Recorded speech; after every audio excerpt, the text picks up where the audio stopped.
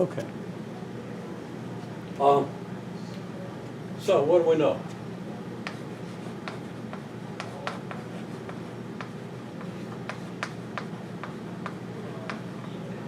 Okay, in whatever order it occurs to me, we know that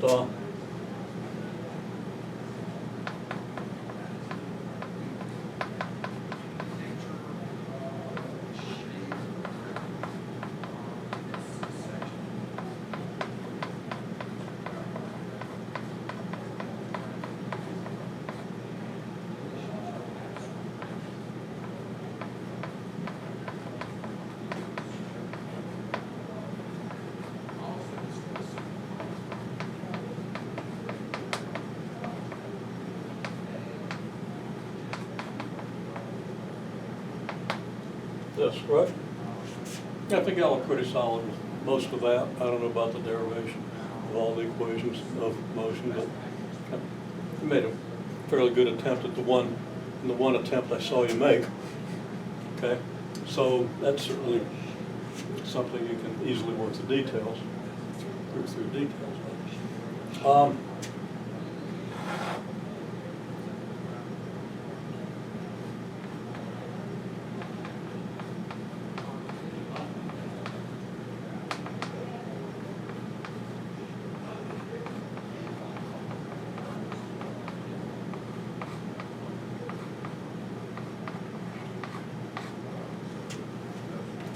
Okay, this.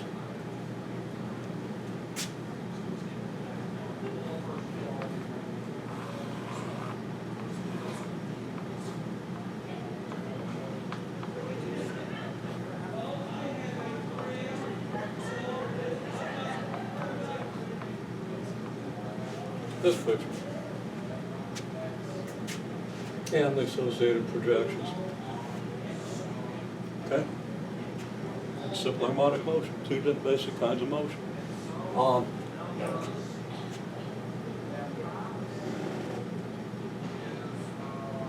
Projectile motion. I'm sorry? We also know projectile motion. Again? Projectile motion. I'm getting there.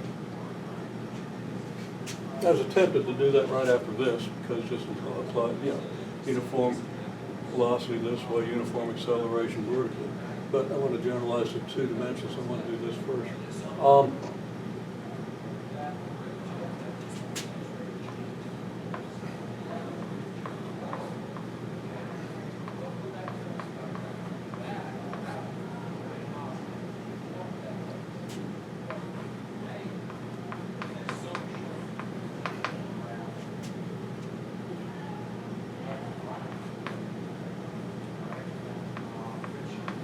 If a mass has this position, which is something moving around this circle, but you're not dealing with projection, you're dealing with an actual mass moving in a circle,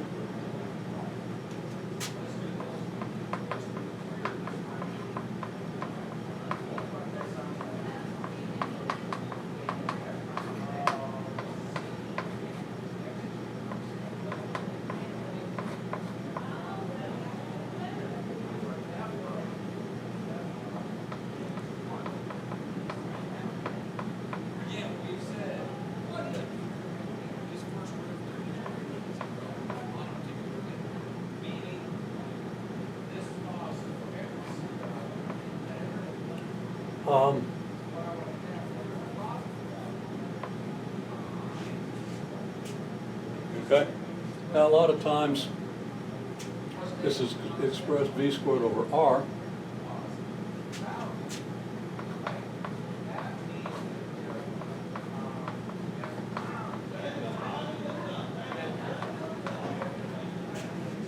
And that's a more familiar way to write the triple acceleration, okay? So we have that, okay? And we have, since you're so anxious to see me, so do it. Sorry. Motion in two dimensions. Okay, this is motion in 2 dimensions. Projectile motion is motion in 2 dimensions. In general, motion in 2 dimensions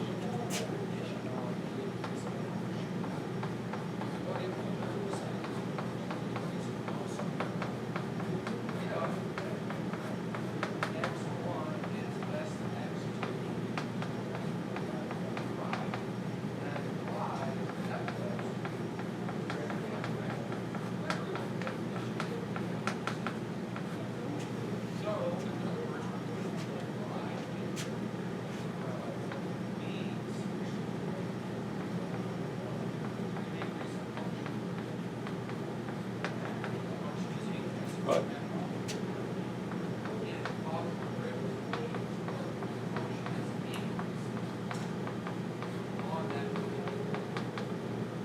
It's a double prime.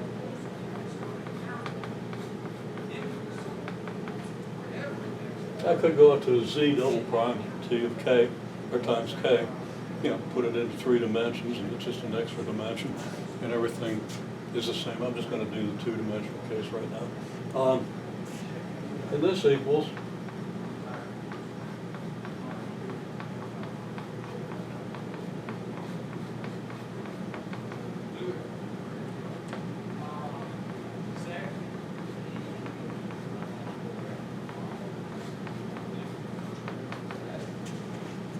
okay.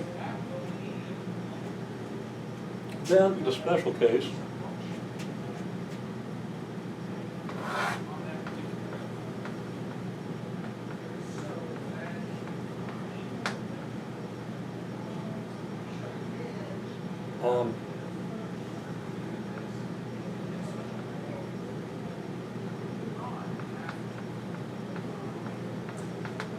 AX equals constant and AY equals negative G. Then you have, well,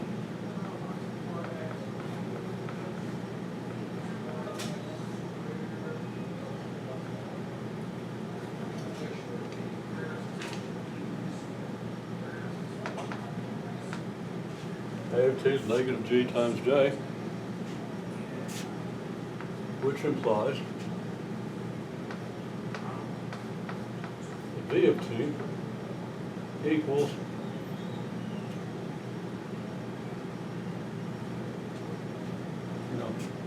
nothing wrong with what I wrote, except it's better if I write it with an explicit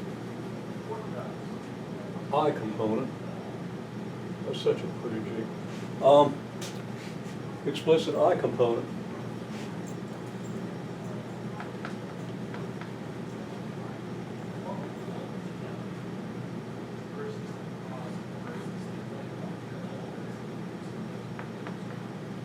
Okay. So that V of T, you integrate 0I, you're going to get a constant, which you just call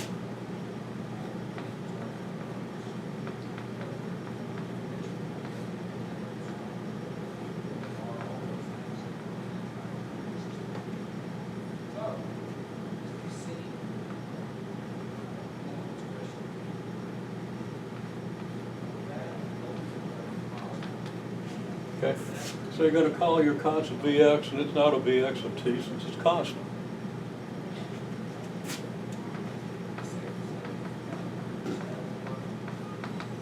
So Vx is constant. And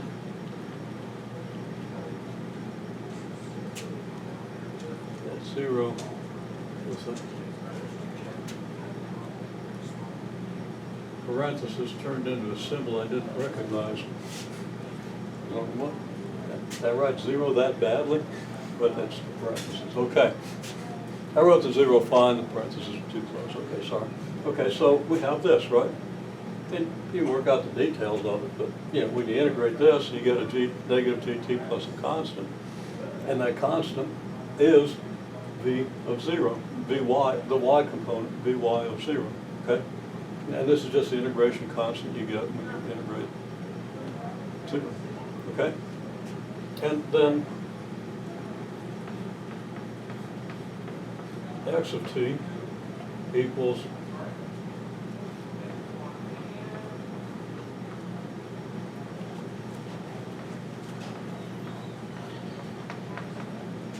Vxt plus X of 0 times I plus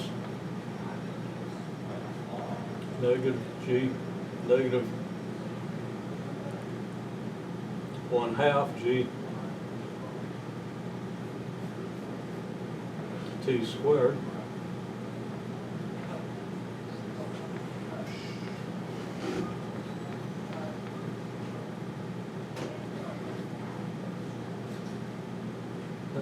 leave myself room for the J, but there it is, okay? And that should all be pretty straightforward. This is just a theoretical basis, and we've derived all this, okay? Then your mathematics are totally up to doing that, okay? If it had been, we would approach the course a little differently and a little less efficiently, okay? So really, we're talking about working this stuff out. Now, there's more, what I introduced last time. And of course, we have Newton's second law and stuff, okay? I have a stupid question. Yeah. I should know this by this point, and I knew it at one point, but I confused myself during some of the last homework. I and J, they're not always one, right? They're equal to the radius. I and J are unit vectors. I is a vector of magnitude 1 in the x direction. J is a vector of magnitude 1 in the y direction. And you might want to read chapter 1 of your text. Right. You don't need to, you know most of it, or you'll understand most of it. But of course, it gives you the whole development of vectors, okay? Mm-hmm. And you're going to need it. So it actually is going to get assigned, but we've been using it pretty implicitly. We haven't done dot products and cross products because we haven't needed them.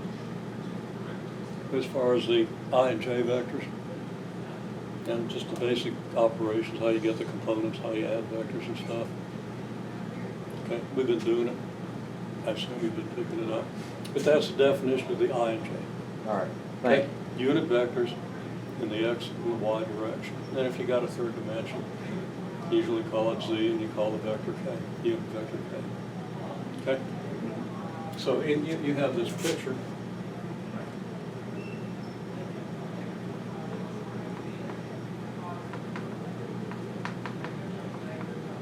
Although I made the I vector way too long. Okay? Let's try to make it.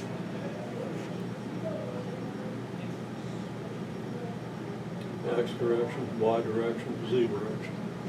It's like you're looking at a box.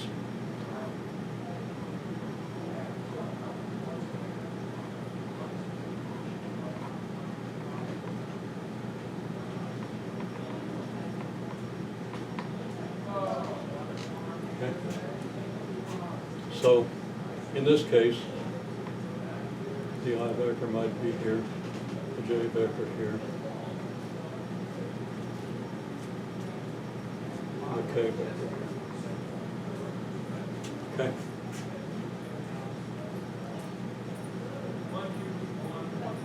Now, there's shading and stuff, and you need to make sense of this. It's like, this is the front of the box, this is the side of the box, this is the top of the box. Okay? The box is turned this way. The origin looks like it's here. Okay? We draw a box, the back lower edge here, side lower edge here, and the diagonally, whatever, edge here. Now we could have also assumed this is the origin, in which case you'd have I this way, J this way, K this way, right? So depending on how you think this box is oriented, I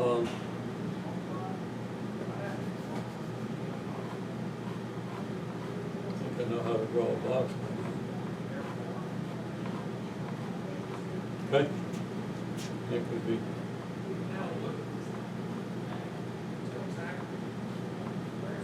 like so. You rotate the box this way. Any one of these corners could be the origin. It's going to have to usually be like this. Okay? So you get the idea, right? It's just convenient. Your motion separates into three different motions, and they don't affect each other. Okay? Or if they do affect each other, then you got some relationship. Okay? It's like an airplane motion in this direction. There's a force in this direction, which affects the direction in this direction. It affects the motion in this direction. So, anyhow. Okay, well, this is getting long enough. We'll go on.